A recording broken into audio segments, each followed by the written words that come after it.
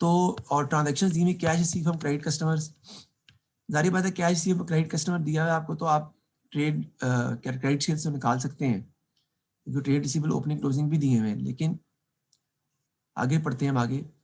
Cash paid to credit suppliers दिया हुआ है, cash sales to staff, sales return from credit customers दी हुई है, डिस्काउंट अलाउड है, डिस्काउंट रिसीव्ड है, बैड डेट्स हैं, वेजेस हैं, जनरल एक्सपेंसेस हैं। Prepare a purchase ledger control account to find out the total amount of credit purchases for the year. ठीक है जी। Prepare a sale ledger control account to find out the amount of credit sales for the year. सबसे पहले तो ये दोनों जो वो बनाते हैं क्योंकि ये तो हम इजीली निकाल सकते हैं। उसके बाद उसने क्या है लॉस ऑफ गुड्स हुए हैं वो हमने फाइंड करने हैं, तो वो फाइंड करना असल प्रॉब्लम है। बाकी पार्ट मैं नहीं करवाऊंगा आपको, बाकी पार्ट में आप खुद कर सकते हैं, कोई इतना प्रॉब्लम नहीं है उसके अंदर। लेकिन जो पार्ट इम्पोर्टेंट है वो मैं आपको सॉल्व करवाऊंगा। तो एसएलसी हम बनाते हैं। देखिएगा हमारा जरा ब्रॉड डाउन कितना है।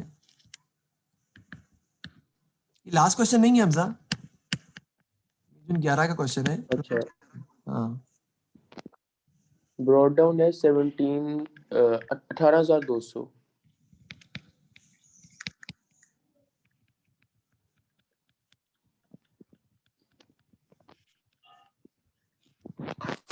हाँ जी।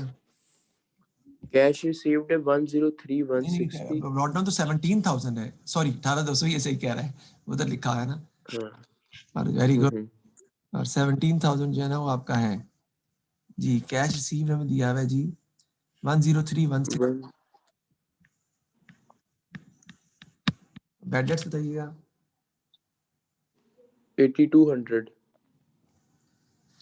क्लाउड है शायद। डिस्काउंट अलाउड है 9540। और सेल रिटर्न भी है जी 9200।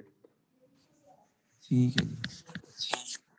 ये निकालने हम क्रेडिट सेल्स।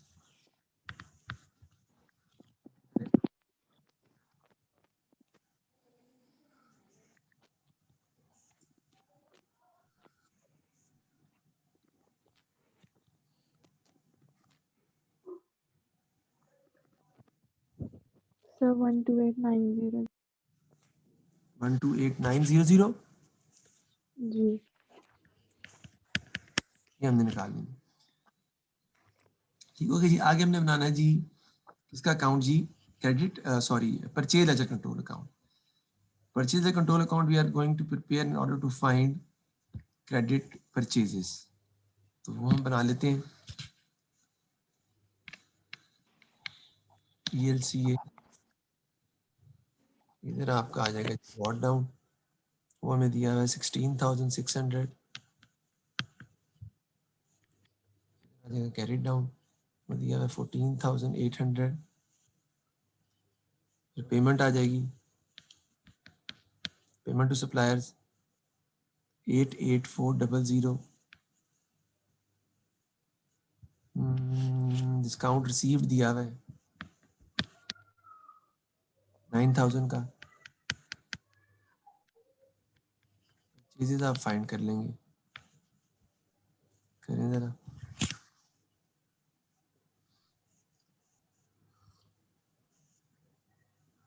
Sir, 95600. 600. यहाँ पे एक नोट लिख लीजिएगा। वैसे मैंने लिखवाया हुआ है पीछे, फिर भी लिखवा रहा हूँ, वैसे पीछे लिखवाया हुआ है। Whenever there is a loss of goods, whenever there is a loss of goods by fire or flood, whenever there is a loss of goods by fire or flood, and we have to find that, whenever there is a loss of goods by fire or flood, and we have to find that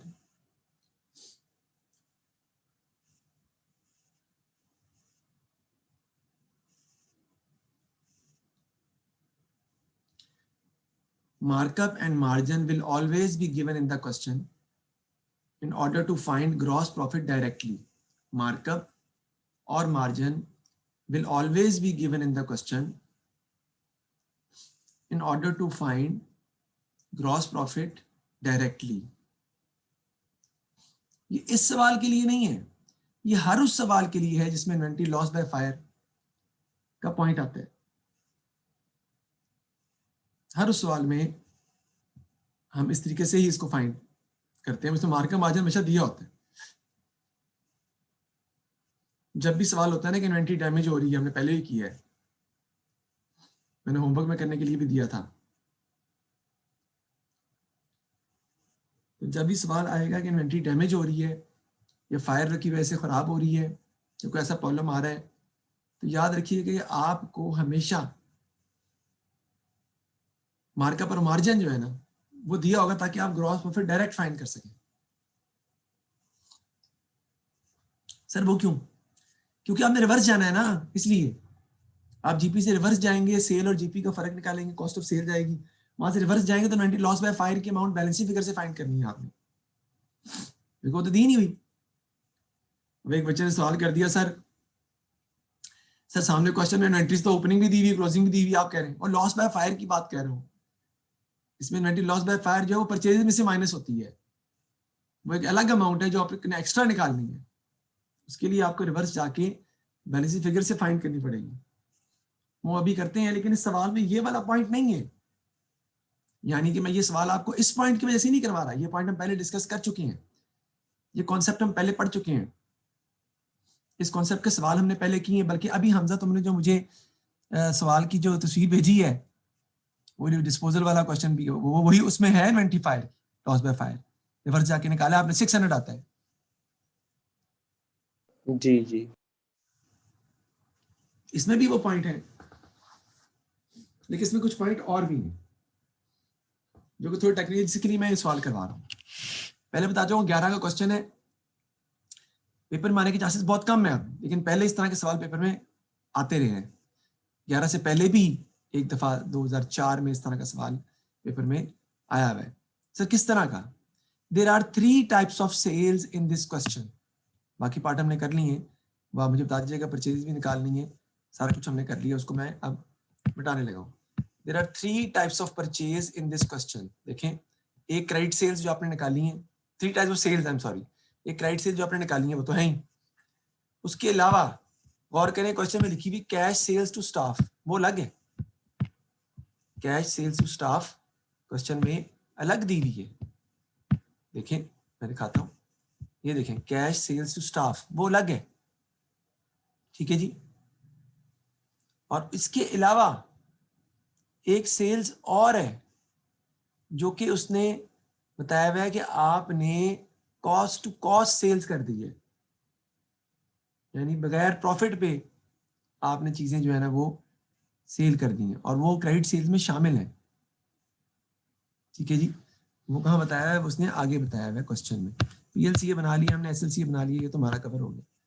आगे कहते हैं जी, ये देखें जी, ये addition information में है, normal gross profit to sales margin is 33.33%, sales staff are permitted to buy goods at cost plus 25%, यानी ऊपर जो सेल्स मार्जिन दिया हुआ है वो मार्जिन है, नीचे जो दिया हुआ है वो मार्कअप है। Goods sold in the annual clearance sale 29,700 were sold at cost price, यानी हमने चीजें बेची 29,700 की, वो हमने कॉस्ट प्राइस पे बेची, यानी जितने की थी कॉस्ट उतने की ही बेच दी। और वो कह रहे हैं 8 मार्च को unknown quantity of goods was destroyed by fire भी है, तो लॉस बाय फायर निकालना है आपने, तरीका तो वही है। लेकिन सर मसला ये है कि सर यहाँ पे तो मुझे बताएं मार्जिन 33% भी दिया हुआ है, मार्कअप भी दिया हुआ है, सवाल सॉल्व कैसे करना है? तो अजीब सा सिलसिला बन गया कि मार्जिन मार्कअप दोनों दिए हुए, क्वेश्चन को किस तरह सॉल्व करेंगे? तो बड़ा औखा हो गया काम हमारे लिए सॉल्व करना।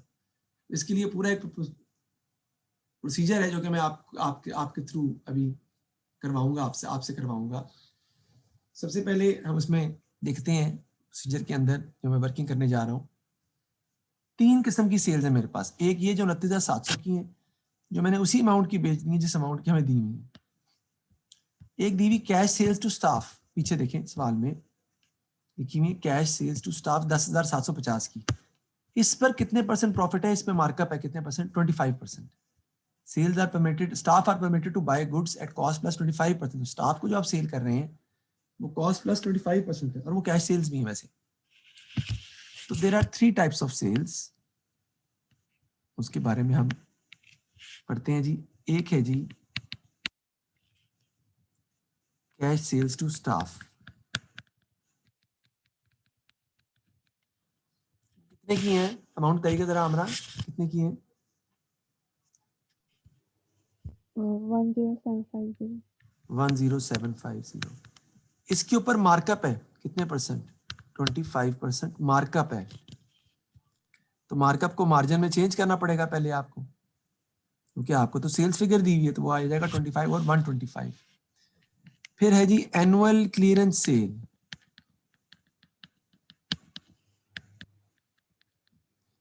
जो 29,700 उसकी कॉस्ट है, सॉरी 29,700 उसकी सेल प्राइस है, और कमाल की बात है उसके अंदर कॉस्ट भी 29,700 ही है।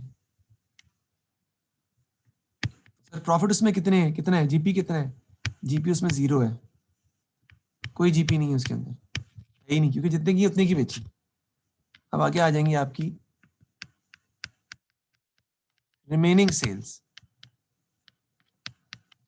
यानी there are 3 types of different sales given in the question.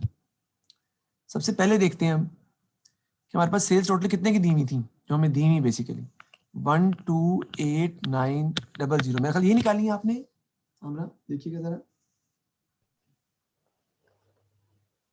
Ji sir. इसमें सबसे पहले हम क्या करेंगे, सेल रिटर्न माइनस कर देंगे। माइनस कर दें इसमें सेल रिटर्न, वो कितने की, 9200 की। और फिर इसमें से जो एनुअल क्लियरेंस सेल है वो भी माइनस कर देंगे, क्योंकि वो भी इसमें शामिल है। एनुअल क्लियरेंस सेल उसने ये नहीं कहा कि वो कैश सेल है, वो क्रेडिट सेल्स में शामिल है। तो ये क्रेडिट सेल्स की अमाउंट थी, तो क्रेडिट सेल्स टोटल में से आपको दोनों चीजें माइनस करनी पड़ेंगी। तो आपके पास बचेंगी रिमेनिंग सेल्स जो है 90,000। 90,000। Very good. इसके ऊपर हमें मार्जिन दिया है 33.33%। प्रॉफिट हम निकाल लेंगे। अब प्रॉफिट कैसे निकालेंगे जी, 90,000 का 33.33%, तो इसमें जो जीपी है इस सेल्स में वो आपका आ जाएगा 30,000। चेक कर लो, इसमें जो जीपी निकलेगा और इसमें जो जीपी निकलेगा वो तो 0 है।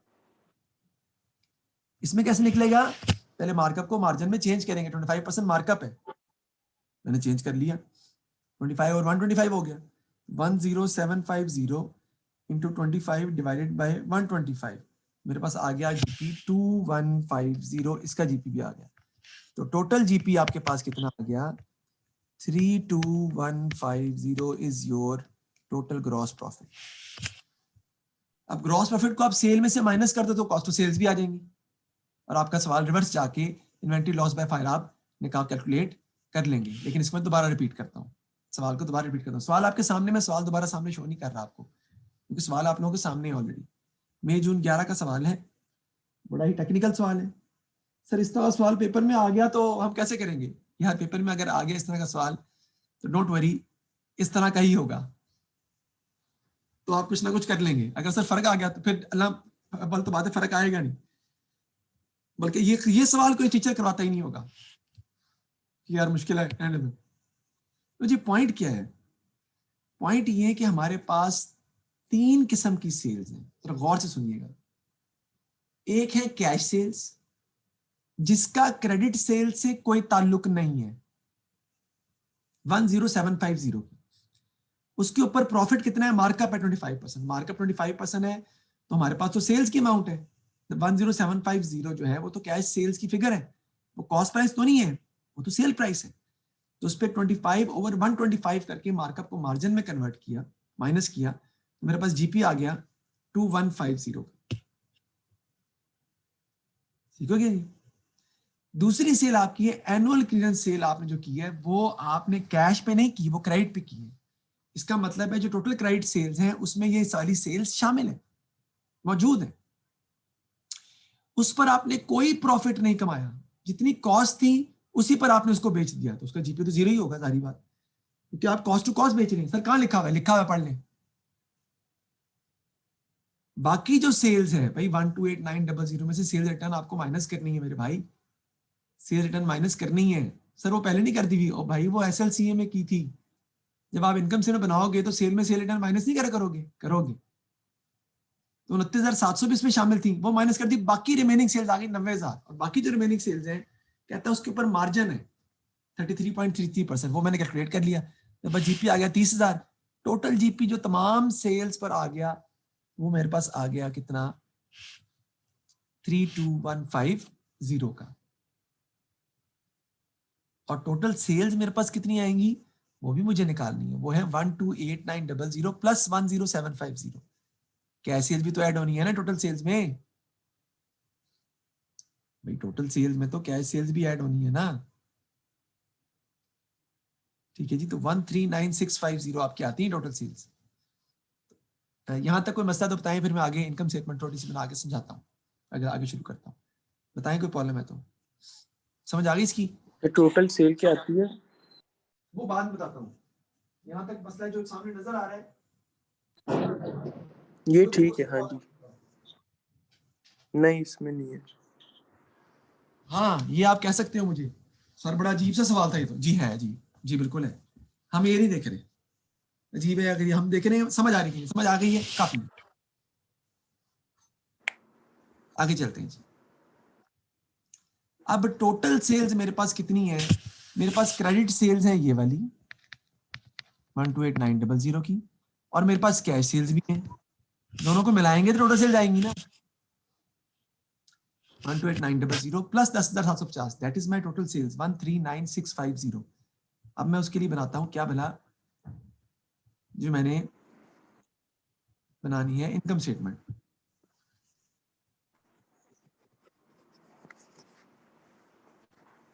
ये निकालनी, टोटल से निकालनी है आपने, ये लिख ली है ना जी सर। हमजा, ये लिख लिया आपने सारा? जी जी जी सर, लिख लिए। जाना है ना मैंने, तो फिर वो देख लिया। अब हम शुरू करते हैं जी सेल से। ओहो, तो सेल्स आपकी जो है 3 कॉलम बनने, वो आपकी है जी 128900 की क्रेडिट सेल्स है प्लस 10750 की कैश सेल्स है। टोटल सेल्स आपकी आती हैं 139650 की। याद रखिएगा सेल्स रिटर्न माइनस करनी है इसमें से, या आप डायरेक्ट माइनस करके भी लिख दें, वो आपकी मर्जी है, आप डायरेक्ट अमाउंट लिख देते तब मुझे कोई इतराज नहीं था।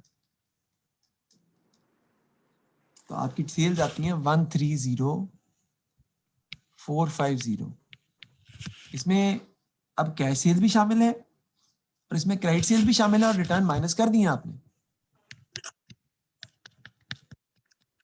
लेस कर देंगे इसमें से हम cost of sales,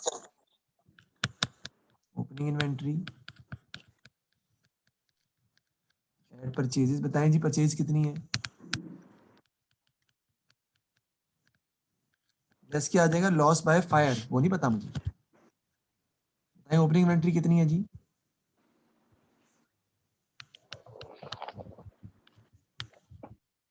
opening inventory बताइए। 33,000। 33,000। परचेजेस कितनी निकाली थी पीएलसी से? परचेजेस हैं 95,600। मैं यहाँ लिखूंगा, लॉस बाय फायर की जगह मैंने छोड़ दी, क्योंकि ये तो निकाल, क्योंकि यही तो निकालना है। क्लोजिंग इन्वेंट्री कितनी दी हुई है जी? 2600। 26,000। 20,600।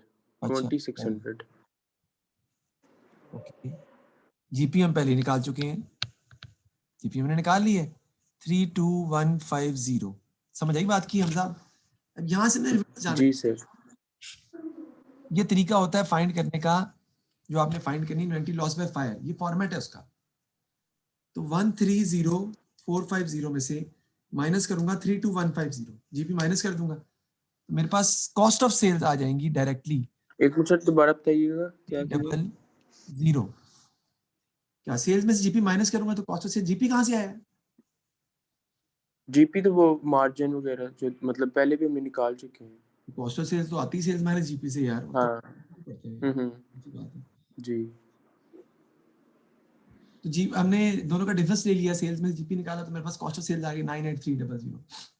अब ये क्लोजिंग इन्वेंट्री जो है ये कॉस्ट ऑफ सेल में से जो भी अमाउंट यहाँ पे थी उसमें से माइनस हुई थी तो आया 98300। तो रिवर्स जाते हुए जो चीजें लेस हो रही होती हैं वो ऐड हो जाती हैं, जो ऐड हो रही होती हैं वो लेस हो जाती हैं। ये जो अमाउंट आपके पास आ जाएगी जो ऐड हो रही होती है, और अगर गैप आ जाए दोनों का डिफरेंस ले लेते हैं। अगर दो अमाउंट्स के दरमियान गैप आ जाए तो दोनों का डिफरेंस ले लेते हैं।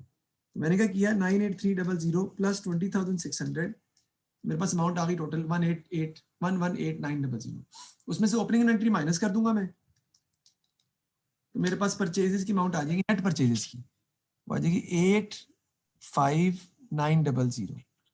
अब इन दोनों का डिफरेंस ले लूंगा, असल में परचेज 85900 की, लेकिन हमारे पास कितनी है 95600 की। तो बाकी इन्वेंट्री क्या हो गई, लॉस्ट हो गई है, कितने की 9000 डिफरेंस लेके 700 की इन्वेंट्री हमारी लॉस हो गई है, ये मैंने फाइंड कर लिया।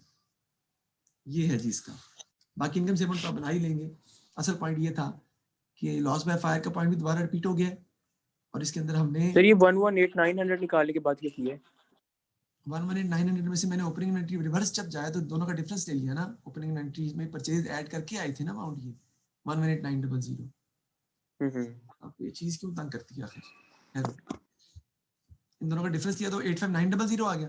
अब 95600 में से हमने ये माइनस किया था लॉस बाय फायर, तो आपके पास 85900 आया। तो मैंने उन दोनों का डिफरेंस ले लिया 95600 माइनस 85900, इसका मतलब है 9700 है जो कि माइनस करके हमने फाइंड किया। अब इसके बारे में थोड़ा सा मैं बताना चाहता लेकिन मुझे बताना चाहता नहीं हूँ। अच्छा ऐसा कर लेता हूँ,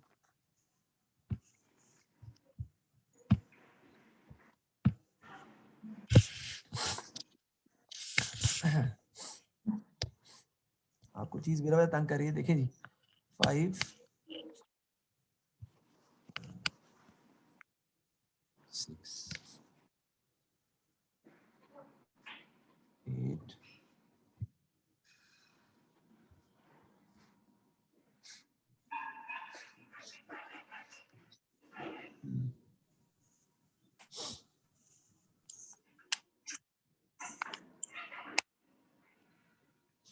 जी बताएंगे। हमने रिवर्स जाना है, हमने सारी अमाउंट जो मिसिंग फिगर्स हैं वो फाइंड करनी है। इसमें ये मिसिंग फिगर है हमजा, ये मिसिंग फिगर है हमजा, ये मिसिंग फिगर है हमजा, ये मिसिंग फिगर है। जब बताओ जरा कैसे करेंगे, बताएं।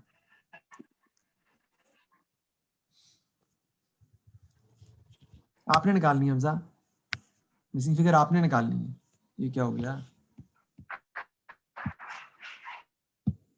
जी?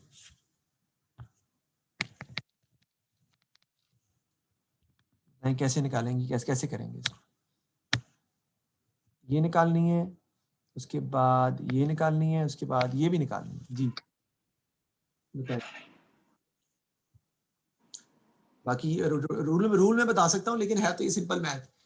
रिवर्स जाते हुए जो चीजें ऐड हो रही होती हैं वो लेस हो जाती हैं, जो लेस हो रही होती है ऐड हो जाती हैं। और अगर दो अमाउंट्स के दरमियान गैप आ जाए, दो अमाउंट्स के दरमियान डिफरेंस आ जाए, एक अमाउंट की कमी हो तो उनका डिफरेंस लेके लिख देते हैं, दोनों का फर्क लेके लिख देते हैं। बताएं हमसे, बताओ। ठीक। हाँ जी। बताओ मुझे पहले नीचे से बताओ, नीचे अमाउंट क्या आएगी? अच्छा तो फिर अब हम ये माइनस करके +5 करेंगे। नहीं +5 अमाउंट क्या नहीं, मैंने ये पूछा है, प्लस का तो ताल्लुक ही कोई नहीं है। बताया आपने सही है लेकिन तो आप 3 के ऊपर 5। 5 आती है, वही तो पूछ रहा हूँ। हाँ तो 8 - 5 3, हाँ 5 आएगी।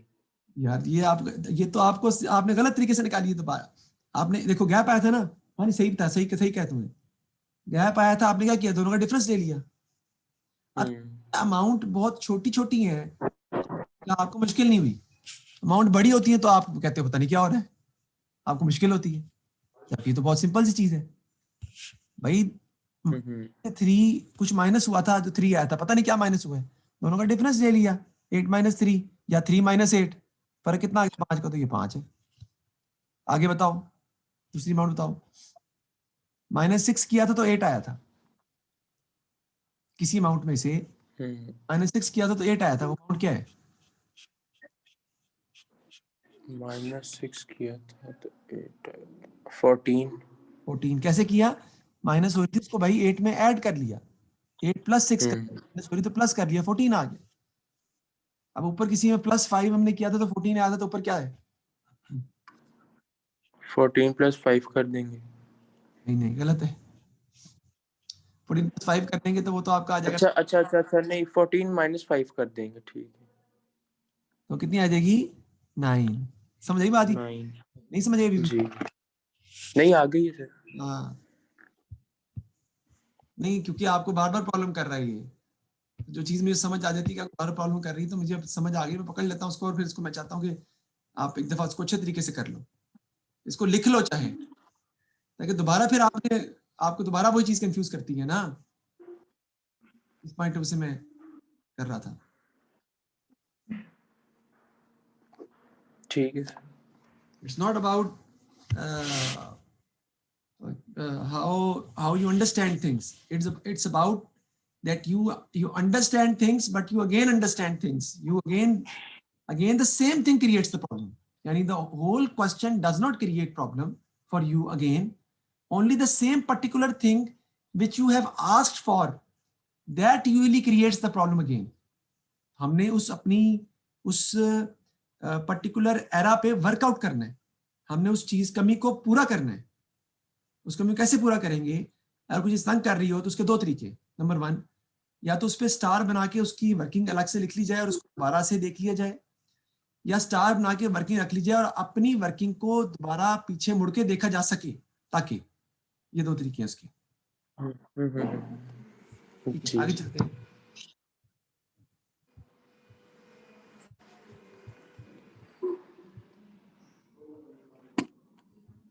ये क्या किया मैंने?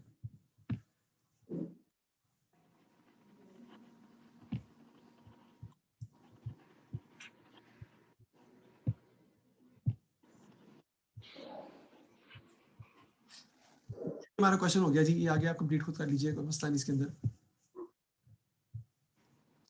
नेक्स्ट क्वेश्चन देखते हैं जी, हमारा लास्ट क्वेश्चन है चैप्टर का, नया चैप्टर स्टार्ट, लास्ट क्वेश्चन है, देखिए बिल्कुल इसका। बाकी सारे क्वेश्चन मैंने करवा दिए, सिर्फ एक छोड़ा है, एक क्वेश्चन मैंने छोड़ा है, जो क्वेश्चन किया है ना अभी हमने, उससे पिछला क्वेश्चन मैंने आपको नहीं करवाया। करना होगा हमरा तो आप कर लीजिएगा, वैसे जरूरत नहीं है क्योंकि वो ज्यादा ही टेक्निकल है, लेकिन अगर आप करना चाहती तो कर लो, कोई बुरी बात नहीं है।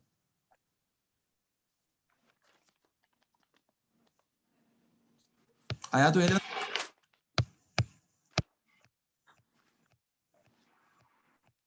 बाकी सारे मैंने करवा दिए। देखिए जी इसको, लास्ट क्वेश्चन क्या जी, डेल्पी डेलप जो भी है, started business on 1st July 2016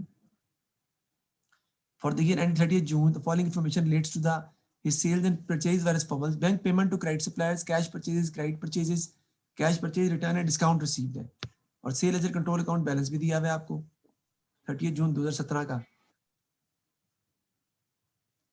अच्छा, बिजनेस स्टार्ट हो रहा है 1 जुलाई को, ठीक है जी, तो वो एंडिंग बैलेंस ही दिया हुआ है। तो explain two benefits using control account, arithmetic accuracy check होती है, एरर्स लोकेट करते हैं, फ्रॉड लोकेट करते हैं। उसने कहा amended sale ledger control account आपने बनाना है। Sale journal total for June 2017 was understated by 1470, balance दिया हुआ है 21555 का।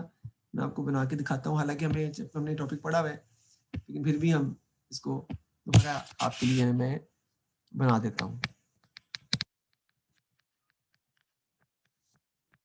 अमेंडेड एसएलसीएम बनाते हैं,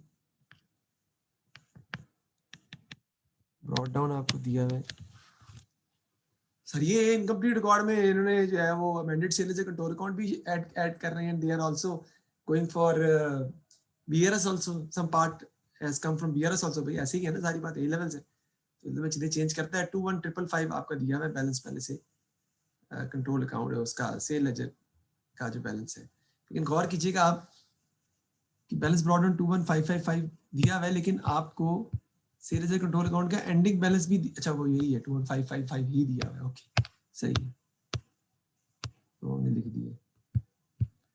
बताया था ना क्लोजिंग बैलेंस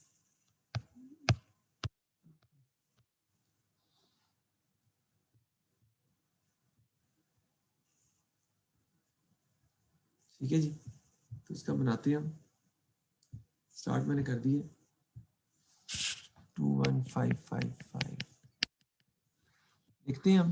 पहले वो क्या कह रहा है जी कि sale journal has been understated by 1470, total में गलती हुई है आपकी। अंडरस्टेटमेंट टोटल में गलती होती है हमेशा, हम ये सपोज करते हैं टोटल अंडरकास्ट किया है तो लिख देंगे उसको सेल जर्नल अंडरकास्ट के नाम से, डेबिट साइड पे आ जाएगा, बढ़ा देंगे उसको आप सेल्स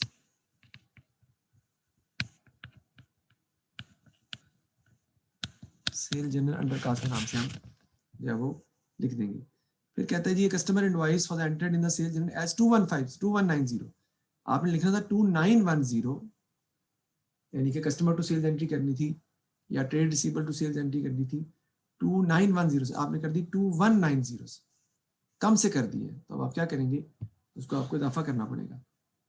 तो 2910 माइनस 2190, तो 720 से आपको और लिखना पड़ेगा यहीं पर।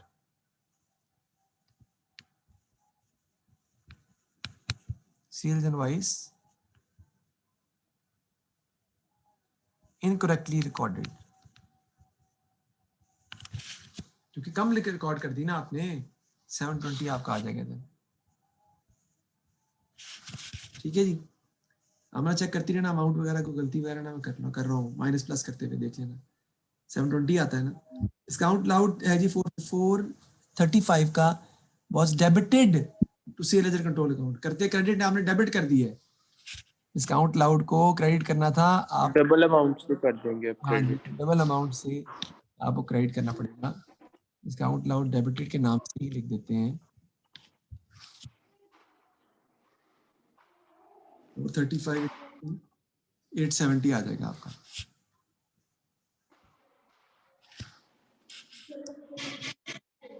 आगे देखते हैं जी, आगे जी sales invoice 1520 from the sales लिखा ही नहीं आपने, तो ये 1520 सेल्स इनवॉइस omitted कर, और इधर आपका आ जाएगा कैरेट डाउन, जो आपको बेसिकली चाहिए, जो आपके trade receivable at the end निकालने हैं आपने। टोटल करें क्या आता है जी,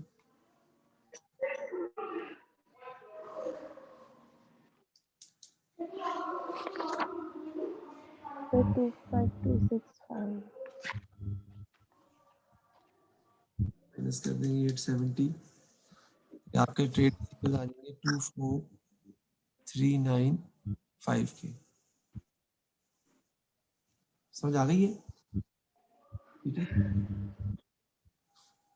तो हमने ये बेसिकली एसएलसीए नहीं बनाया हमने अमेंडेड एसएलसीए बनाया, हालांकि इनकम्प्लीट गॉट योर क्वेश्चन है इन स्पाइट ऑफ दैट। अब हम बनाएंगे जी क्या, पीएलसीए। पीएलसीए जैसे बनाया था वैसे ही बनना है, उसमें कोई चेंज नहीं है। पीएलसीए नॉर्मल तरीके से बनेगा, लेकिन उसमें भी एक पॉइंट है कि at 30 June 17 there was a debit balance purchase ledger control 84, debit balance से सारी बात है। तो 30 जून 2017 को डेबिट बैलेंस हमें दिया हुआ है, हमें एंडिंग दिया हुआ डेबिट बैलेंस, तो क्रेडिट साइड पे आप उसको लिखेंगे। डेबिट बैलेंस है, क्लोजिंग बैलेंस है ना, तो क्लोजिंग बैलेंस आपको पता है ऑपोजिट साइड पे आता है, तो डेबिट बैलेंस दिया हुआ है तो क्रेडिट साइड पे लिखना पड़ेगा।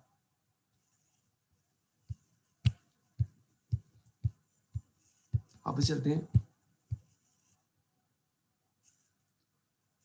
तो बनाए पीएलसीए बनाए, उसमें क्रेडिट परचेज लिखें पहले 74779, परचेज रिटर्न लिखें 6813 की, डिस्काउंट रिसीव लिखें,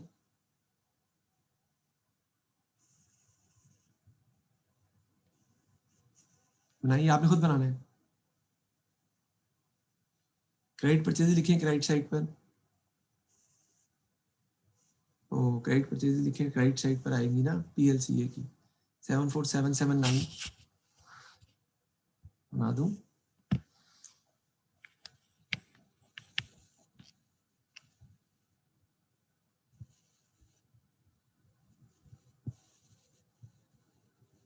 74779 परचेज रिटर्न आ जाएंगे इधर 6813 डिस्काउंट रिसीव आ जाएगा जी 1764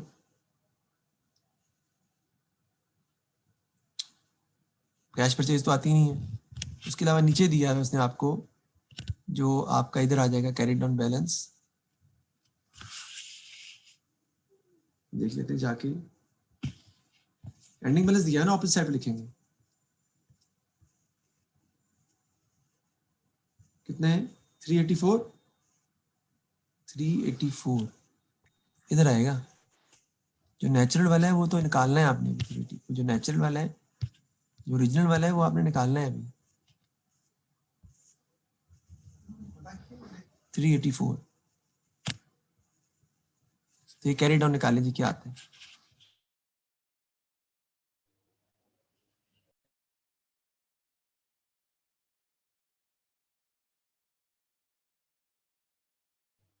सर पेमेंट्स भी हैं उसको करके 26760 वाला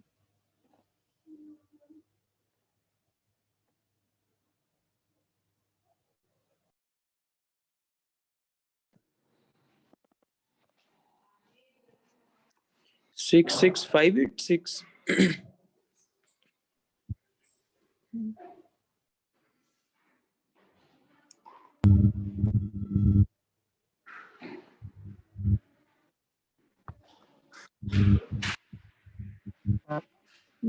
26760 वाला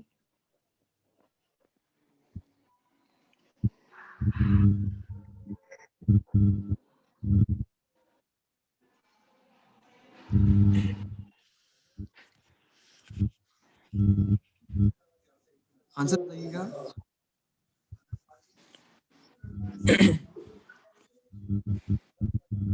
66586 66586 यही बड़ी ज्यादा अमाउंट आ रही है और सर पेमेंट्स नहीं है आवाज ही नहीं आ रही है आपकी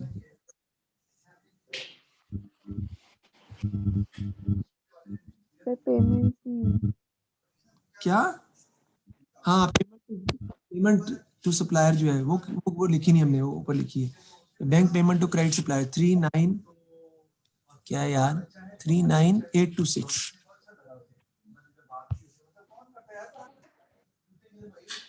39826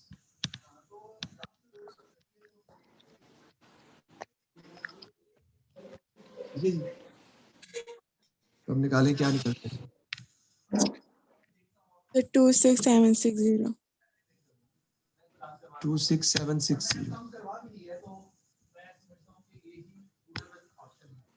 ठीक है जी ये हमारा निकला है ये ट्रेड रिसीव और ट्रेड पेबल मैंने क्यों निकाले हैं क्योंकि मुझे बैलेंस शीट बनानी है मुझे बैलेंस शीट लिखनी है वहां पे और बैलेंस शीट के थ्रू मुझे इसको सॉल्व करना है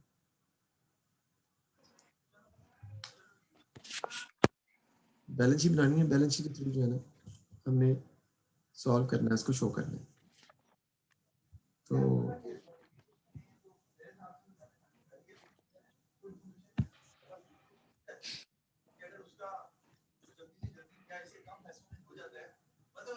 आगे देखते हैं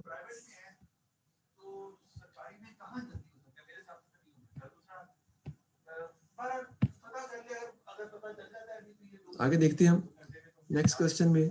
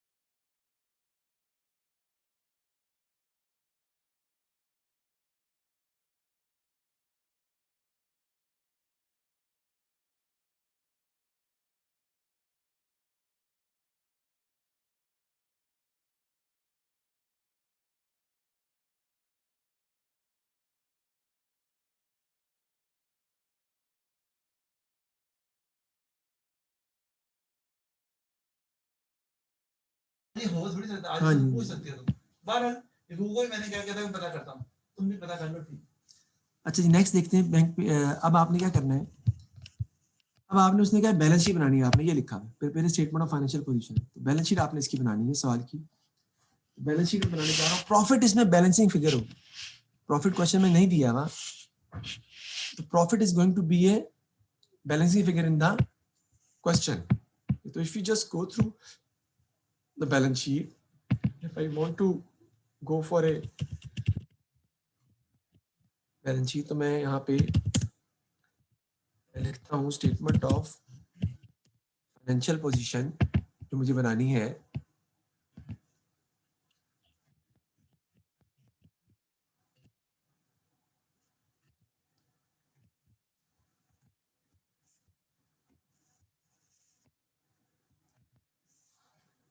डॉलर की साइन हम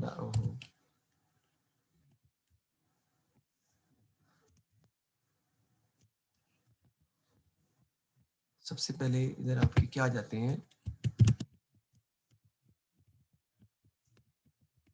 non current assets. Non current assets जो है ना,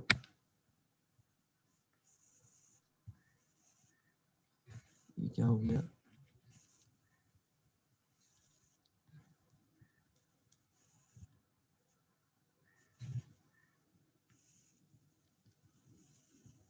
सबसे पहले नॉन करंट एसेट हम लिख लेंगे।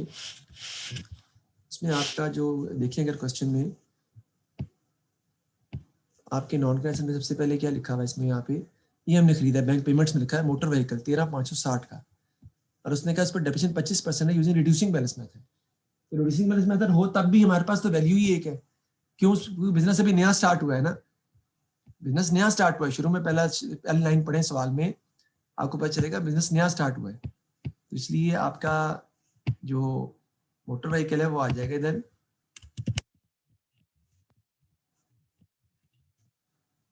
13,560 का।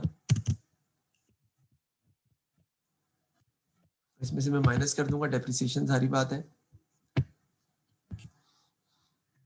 वो कितनी आ जाएगी 25% है ना, तो 13,560 का 25% ले लूंगा 390 3390, माइनस कर दो क्या आ रहा है 10170. 1017, तो मैं बाहर वाले कॉलम में लिख दूंगा डायरेक्ट 101। सर आपने cost depreciation net book value नहीं बनाई है, असल में सिर्फ एक ही एसेट था, उसमें एक ही डेप्रिसिएशन थी, और क्या कहते हैं वही नेट बुक वैल्यू निकलनी थी, सिंपल सी, तो मैंने वो डायरेक्ट कैलकुलेटर की या वो बना दी, एसेट भी एक ही था, इस वजह से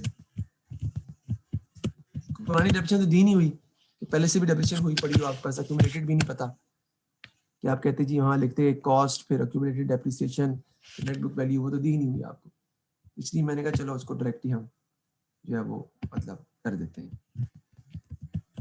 क्लोजिंग इन्वेंट्री आ जाएगी जी आपकी, कितनी है बोलो बोलो जल्दी बोलो। 3700. ठीक है जी, उसके बाद आ जाएंगे जी आपके ट्रेड रिसीवेबल्स। ट्रेड रिसीवेबल्स हमने निकाले हैं, जो एंडिंग बैलेंस निकाला है वो लिखवाना है, एंडिंग बैलेंस जो निकाला है 24395.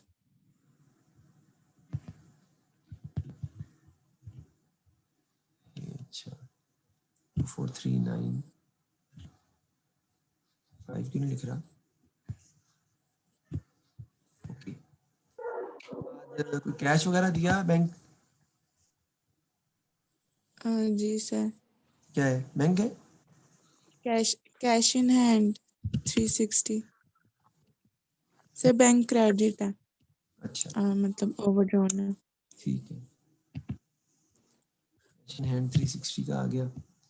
अच्छा उसके बाद कोई प्रीपेड एक्सपेंसेस दिए हो, देखते हैं, रेंट रेंट प्रीपेड है, डेबिट है ना, डेबिट जो दिया हुआ रेंट है ये प्रीपेड रेंट ही है सर, ये क्लोजिंग 30 जून का मतलब है एंड पे, ये एंड पे उसने क्वेश्चन में बैलेंसेस दिए हुए, यानी ये इन्वेंट्री करंट है, कैश इन करंट एसेट है, ये रेंट पेड नहीं है, रेंट डेबिट का मतलब ये है कि प्रीपेड रेंट है, जैसे बैंक क्रेडिट का मतलब ओवरड्राफ्ट है ना, वेजेस क्रेडिट का मतलब एक्रूड वेजेस हैं, लाइबिलिटी है, तो रेंट डेबिट का मतलब प्रीपेड रेंट है 650 का।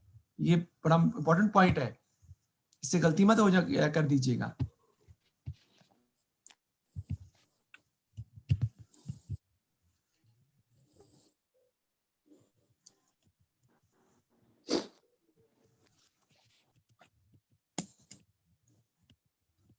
प्रीपेड रेंट है हमारा जी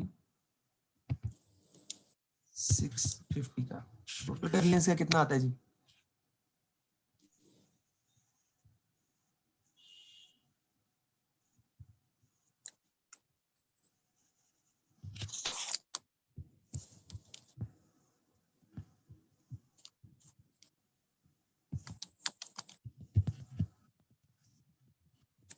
टोटल बताइएगा इसका, पहले करंट एसेट्स का। 29105. 2,905 और उसमें ऐड कर लें दूसरी अमाउंट भी अब।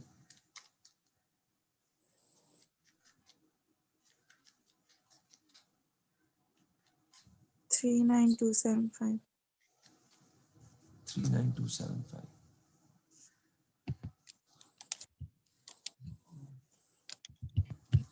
ठीक है जी, आगे चलते हैं जी। हम टोटल एसेट मैंने निकाल ली है।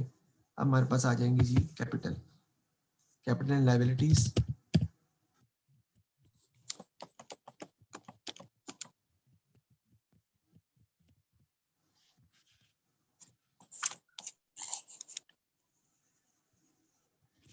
इसमें कैपिटल लिख लेते हैं पहले,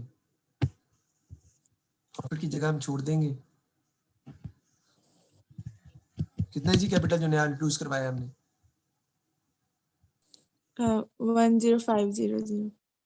0500।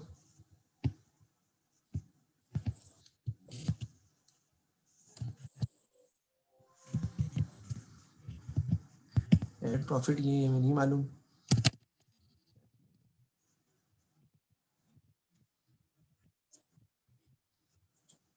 और ड्राइंग्स भी दी हुई मेरा ख्याल है, कितनी है? 12625। प्रॉफिट नहीं पता ना सर, इसी में छोड़ दिए। 625। ठीक है जी, वो आपका जो भी आ जाएगा। उसके बाद आपका आ जाएगा जी लोन है। लोन किससे लिया हमने? लोन है सिंपल या लॉन्ग टर्म लोन है?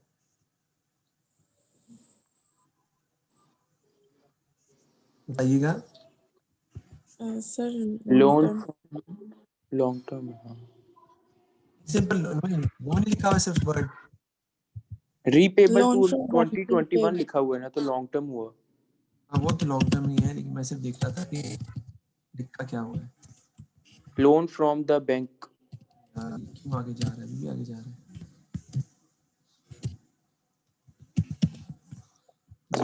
बताइएगा लोन की अमाउंट कितनी है? 3000। 3,000। उसके बाद आपकी आ जाएगी जी करंट लायबिलिटीज।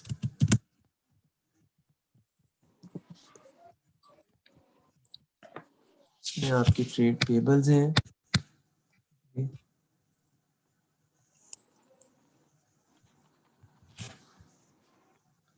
अच्छा, कभी कभी कैसा होता है इसमें, मैं आपको बड़ी अजीब बात बताता हूँ एक, कि कभी कभी ना ये उनका जो होता है ना टाइम 40 मिनट्स, ये खुद ही आगे कर देते हैं, वो चलते रहते हैं। कभी कभी 40 मिनट बंद होता है, कभी नहीं भी बंद होता, ऑटोमेटिकली चलता है, ऑटोमेटिकली चलता रहता है। ट्रेड पेबल कितने निकाले निकाले हमने? मैं एक चीज गलत कर दी, मैं सही कर लूं। ये इधर नहीं आना।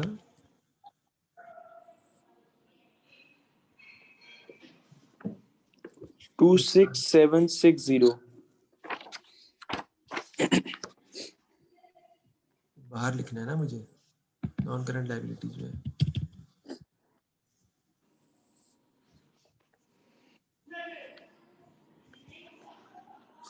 वो 6760 बैंक भी है मेरा ख्याल है जो क्रेडिट पे है,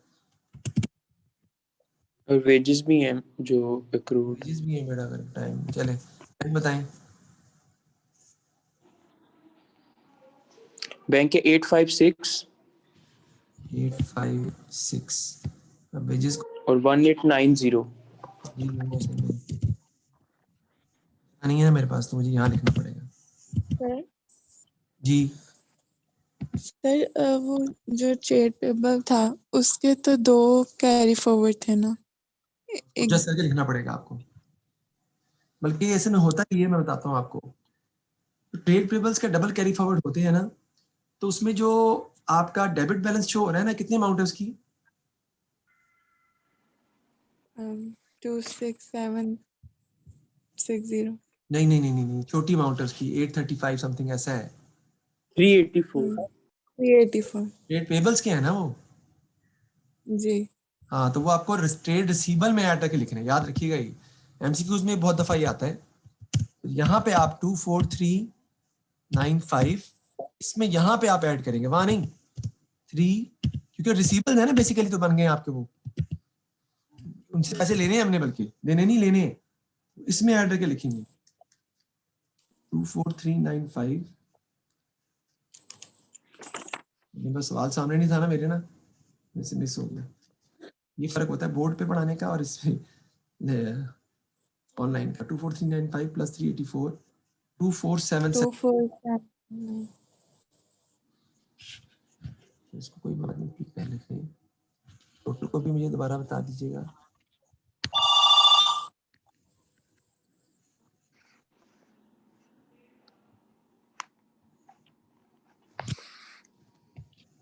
जी कितना आता है ये टोटल इसका? ट्रेड रिसीवर कितने आ गए? 24779। ये कितना आ गया जी मेरा? 29489 करंट एसेट का टोटल आ रहा है। आपको हमजा समझ आई बात की जो मैंने बताई है?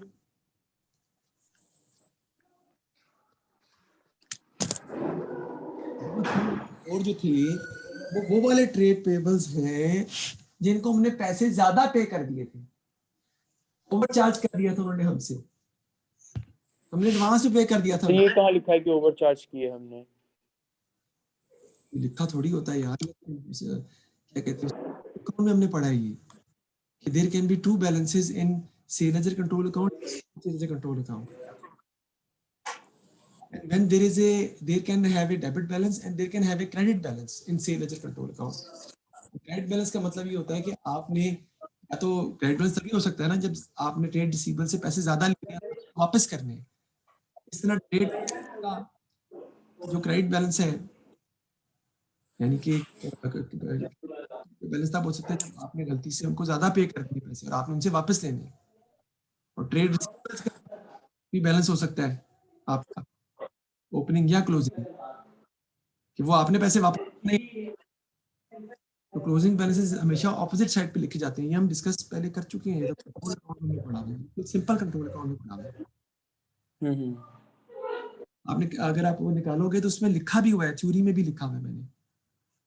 हाँ जी जी। पॉइंट इसमें ये आ रहा है कि सर ये बात तो समझ आ गई, ट्रेड पेबल्स 384 के जो है वो वाले ट्रेड पेबल्स हैं जिनको हमने पैसे पे नहीं करने बल्कि गलती से पैसे ज्यादा पे कर दिए थे और वापस लेने हैं, या परचेज रिटर्न की थी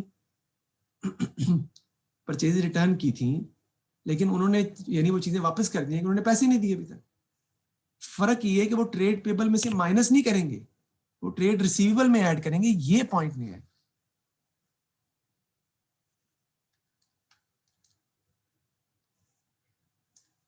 कि ट्रेड पेबल नहीं है वो, आपने उसको रिसीवेबल्स में लिखना है। 29489 प्लस 10170 39659 आ जाएगा आपका ये 39659। तो टोटल इसका जरा कर दें आप लायबिलिटीज का।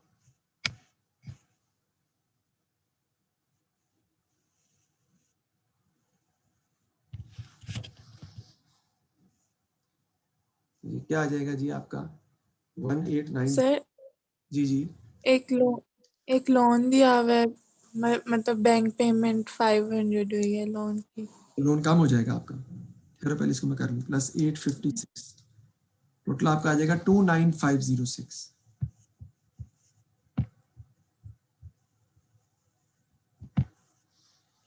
चेक कर लो टोटल इसका सही है। लोन 3000 का नहीं लिखना आपने, लोन आपका आएगा 2500 का, क्योंकि उसने क्वेश्चन में बताया कि लोन रीपेमेंट किया आपने 2500 की, तो ये हमारा 2500 का हो जाएगा, क्योंकि 2500 हम ऑलरेडी पे कर चुके हैं।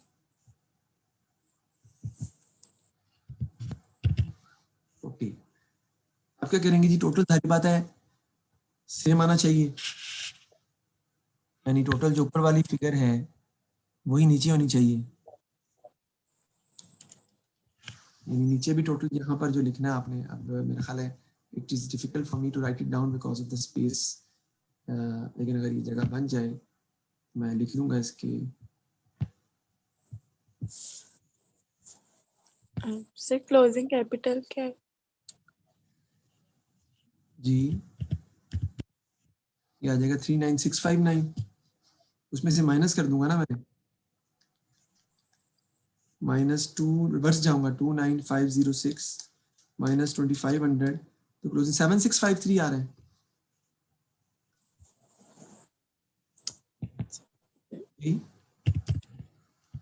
चेक कर लें,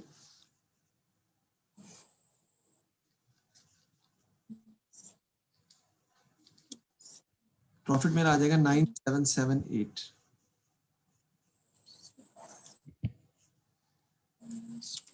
ये मैंने प्रॉफिट निकाल लिया। प्रॉफिट मैंने कैसे निकाला है वो मैं यहाँ पे साइड पे वर्किंग में आपको दिखा देता हूँ, जो कि क्वेश्चन का हिस्सा नहीं है लेकिन समझाने के लिए इधर लिख देता हूँ। आपका जो कैपिटल निकल रहा है बैलेंसिंग फिगर से, यानी कि आपने रिवर्स किया ना, 395659 में से मैंने माइनस किया है 29506, टोटल ही आता है ना, और माइनस 2500 7653। 7653 में ड्राइंग्स माइनस हुई थी तो आया था 7653, ड्राइंग्स में ऐड कर लूंगा 1225 और माइनस कर दूंगा इसमें से मैं ओपनिंग जो कैपिटल है 10,500, ये भी हम पहले पढ़ते रहे, याद है, closing capital eight drawings less opening capital, you can find profit directly, वहां से आपने प्रॉफिट डायरेक्टली फाइंड कर लिया 7653 का।